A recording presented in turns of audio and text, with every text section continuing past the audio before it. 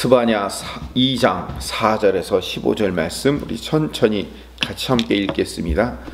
가사는 버림을 당하며 아스글론은 폐허가 되며 아스돗은 데낫에 쫓겨나며 에글론은 뽑히리라. 해변 주민 그렛 족속에게 화 있을지인저 블레셋 사람의 땅 가나안아 여호와의 말씀이 너희를 치나니 내가 너를 멸하여 주민이 없게 하리라. 해변은 풀밭이 되어 목자의 움막과 양떼의 우리가 거기에 있을 것이며 그 지경은 유다 족속의 남은 자에게로 돌아갈지라. 그들이 거기에서 양떼를 먹이고 저녁에는 아스글론 집들에 누우리니 이는 그들의 하나님 여호와가 그들을 보살피사 그들이 사로잡힘을 돌이킬 것임이라. 내가 모압의 비방과 암몬 자손의 조롱하는 말을 들었나니 그들이 내 백성을 비방하고 자기들의 경계에 대하여 교만하였느니라. 그러므로 만군의 여호와 이스라엘의 하나님이 말하노라. 내가 나의 삶을 두고 맹세하노니 장차 모압은 소돔 같으며 암몬 자손은 고모라 같을 것이라. 찔레가 나며 소금 구덩이가 되어 영원히 황폐하리니 내 백성의 남은 자들이 그들을 노략하며 나의 남은 백성이 그것을 기업으로 얻을 것이라. 그들이 이런 일을 당할 것은 그들이 만군의 여호와의 백성을 해방하고 교만하여졌음이라.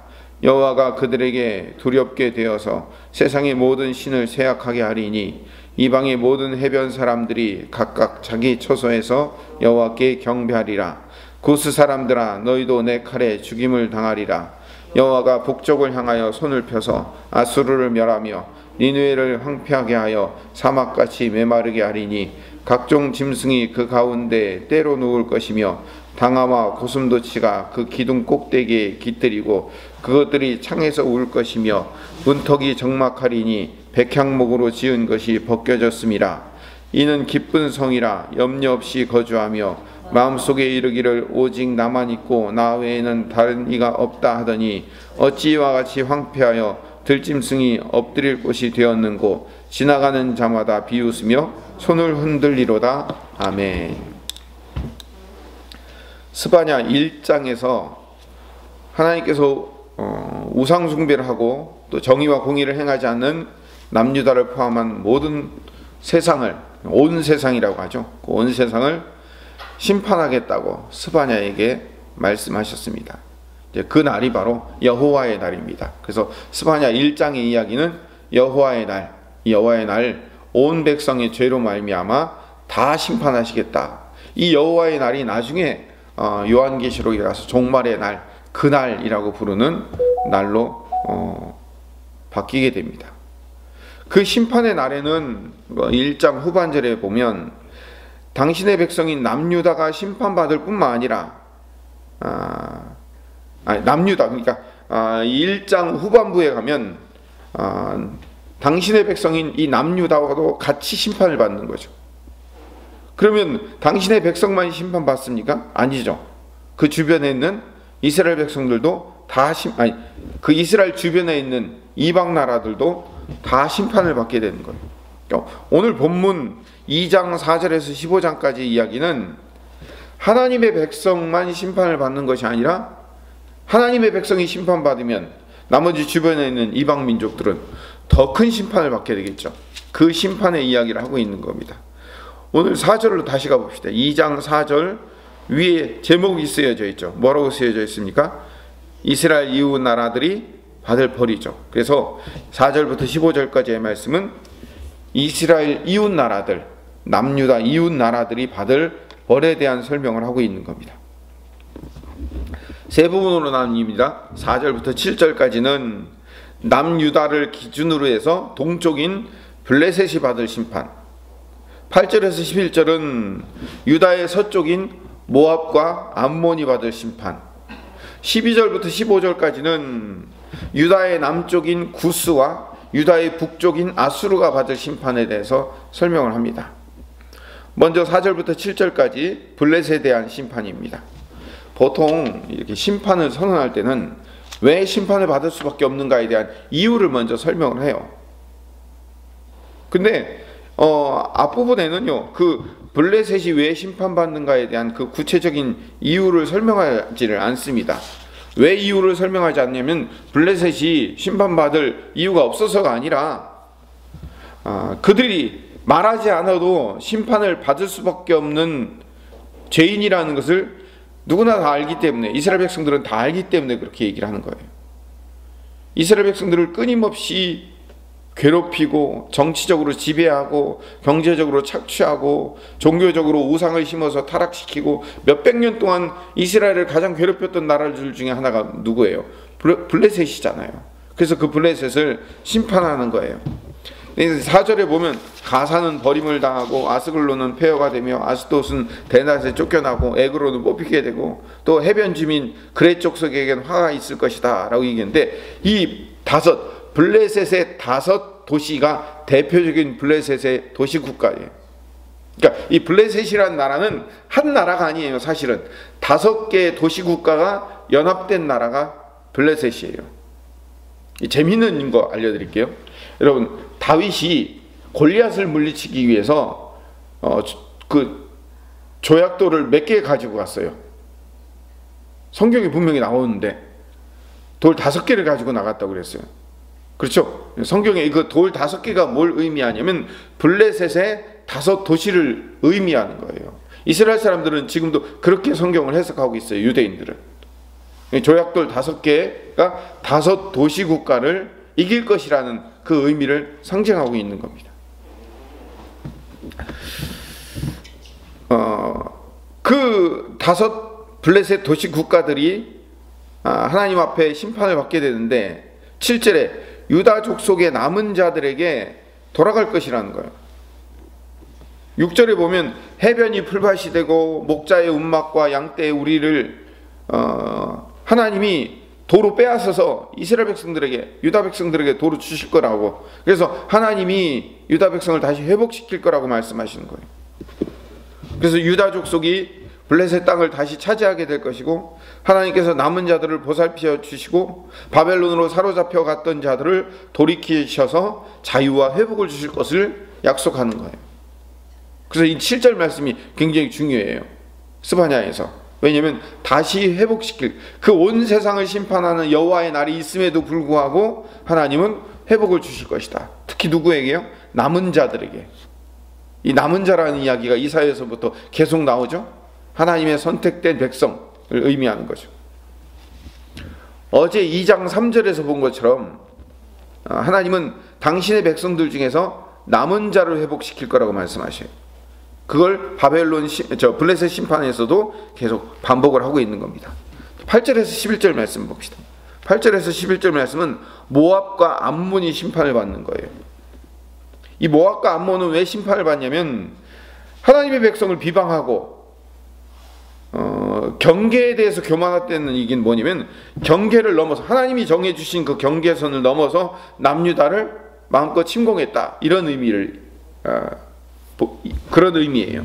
9절에 보면 하나님께서 맹세하여 말씀하시기를 모압은 소돔 같고 암몬은 고모라처럼 멸망할 것이다. 그러니까 소돔과 고모라처럼 결국 모압과 암몬도 영원히 소금 구덩이가 되어서 영원히 황폐하게 될 것이다 라고 설명을 하고 있는 겁니다. 9절에 그 찔레가 나며 소금 구덩이가 되어서 그 찔레가 난다는 얘기는 우리가 말하는 그 찔레가 아니에요. 여기서 찔레는 그 소금밭에서만 날 수 있는 유일한 식물이에요. 그 우리나라도 함초라고 하죠. 함초. 소금밭에서만 나는 그 풀이 있어요. 그런 것처럼 여기서 말하는 찔레는 우리가 말하는 찔레가 아니고 소금밭에서만 나는 그 식물이 있는데, 그 식물이 덮일 것이다라는 얘기는 뭐예요? 몽땅 다 소금밭이 될 것이다라는 것을 상징적으로 시적으로 표현한 내용이에요. 9절 후반절도 중요합니다. 9절 후반절에서도 내 백성이 남은 자들이 그들을 노략하며 나의 남은 백성이 그것을 기업으로 얻을 것이다.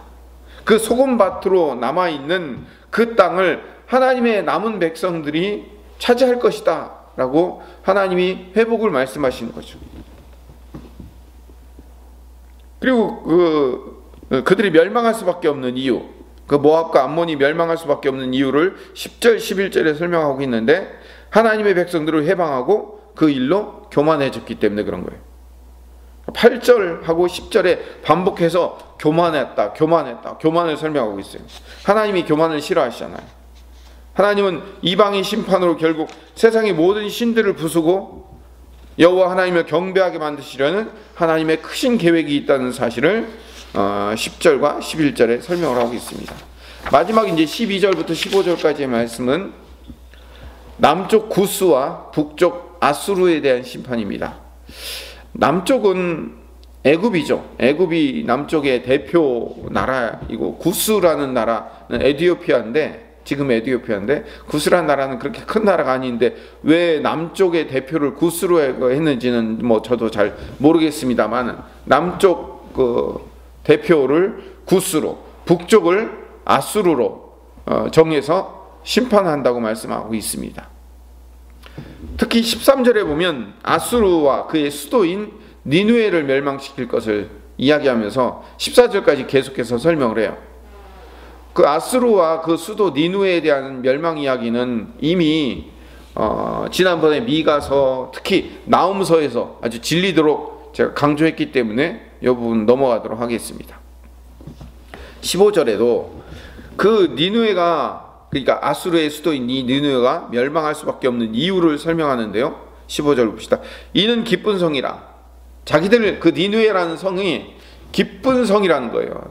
맨날 춤추고 노래하면서 축제를 벌일 수 있는, 왜냐면 다른 지역에 있는 모든 이웃 나라들에게서 다 노예들을 끌고 오고 재물들을 다 끌고 와서 자기들의 축제를 벌이면서 노는 기쁜 성일 수밖에 없다, 이 얘기죠. 그러니까 우리 성은 기쁜 성이다. 염려 없이 거주하며 마음속에 이르기를 오직 나만 있고 나 외에는 다른 이가 없다 하더니, 어서 많이 들은 소리죠. 오직 나만 있고 나 외에는 다른 이가 없다. 이거 누가 하시는 말씀이에요? 여호와 하나님만 할 수 있는 말씀이잖아요. 그래서 10계명의 첫 번째 계명이 뭐예요? 나 외에 다른 신을 두지 말라는 거죠. 하나님 이외에는 어떤 신도 없다. 이게 하나님만 하실 수 있는 말씀이에요. 하나님만 하실 수 있는 말씀을 지금 누가 하고 있는 거예요? 니느웨 백성들이 하고 있는 거예요. 나 이외에는 다른 게 없다. 이 니느웨 백성들이 뭐 하는 거예요? 얼마나 자기 성을 자랑하고 교만하는가를 이렇게 표현하고 있는 거예요. 그러니까 나 외에 다른 이가 없다, 이 말은 뭐냐면 여호와 하나님을 비꼬는 말이기도 해요. 하나님은 당신 외에 다른 신을 섬기지 말라고, 다른 신은 없다라고 말씀하시는 분이기 때문에 그렇게 얘기해요. 그렇기 때문에 아수르가 멸망할 수밖에 없다라고 얘기하는 거예요. 그래서 15절 후반절에 보면 황폐하여 여행객들이 비웃는, 결국 파괴될 수밖에 없는 성이 될 것이다 라는 것을 예고하고 있는 거죠. 정리합니다. 오늘 본문 스바냐 2장 4절에서 15절까지는요, 남왕국을 기준해서 동쪽에 있는 블레셋, 서쪽에 있는 모압과 암몬, 남쪽에 있는 구스, 북쪽에 있는 아수르를 하나님께서 결국은 심판하실 것이다. 하나님의 백성들, 당신의 백성들을 괴롭혔던 자들을 하나님께서 결국은 심판하고야 마실 것이다. 이 오늘 말씀의 결론이에요. 그런데 더 중요한 것은 하나님의 백성들을 괴롭혔던 자들은 반드시 심판할 것이다. 이것도 결론이지만 그보다 더 중요한 것은 하나님 당신의 백성들의 남은 자들을 회복시킬 것이다. 이게 가장 중요한 말씀이에요. 9절 다시 봅시다. 9절 마지막 부분에 내 백성의 남은 자들이 그들을 노략하며 나의 남은 백성이 그것을 기업으로 얻을 것이다. 하나님은 늘 하나님의 남은 백성들을 회복시킬 것을 말씀하고 있어요. 7절에도 마찬가지죠. 7절 그 지경은 유다족 속의 남은 자에게로 돌아갈지라. 그래가지고 하나님은 늘 남은 자란 얘기예요. 그래서 구약 신약에서는요, 그 남은 자 사상이라고 얘기를 해요. 남은 자. 왜 남은 자라고 얘기를 하냐면 바벨론 포로로 끌려갔다가 회복되어 돌아온 자들의 별명이 뭐냐면 남은 자예요. 왜? 회복되어 돌아갔다 다시 돌아왔거든요. 그리고 제가 여러 번 설명하지만 바벨론 포로로 유다 백성들이 끌려갔다가 그들이 이스라엘로 다 돌아오지 않아요. 일부분만 돌아옵니다. 그 일부분으로 돌아온 자들을 자기들 스스로 뭐라고 부르냐면 남은 자라고 부르게 되는 거예요. 하나님은 그 남은 자들을 회복시키시는 거예요. 하나님의 선택된 당신의 백성들을 회복시키는 겁니다. 그것이 예수 그리스도를 통하여서 우리에게 실제로 이루어진 겁니다. 우리가 바로 그 영적인 남은 자들이 된 거예요. 우리가 바로 그 영적인 악한 사단의 세력들의 그 괴계를 회파하고 그 사단의 세력들이 잡고 있는 그 권세들을 우리가 빼앗아서 차지할 거라는 거죠. 그것이 영적으로 실현되는 존재들이 우리 성도라는 사실을 깨닫고, 하나님은 반드시 회복을 주시는 분이시며 심판 중에서도 회복의 소망을 가지고 살아가는 하나님의 백성 되시기를 간절히 소망합니다.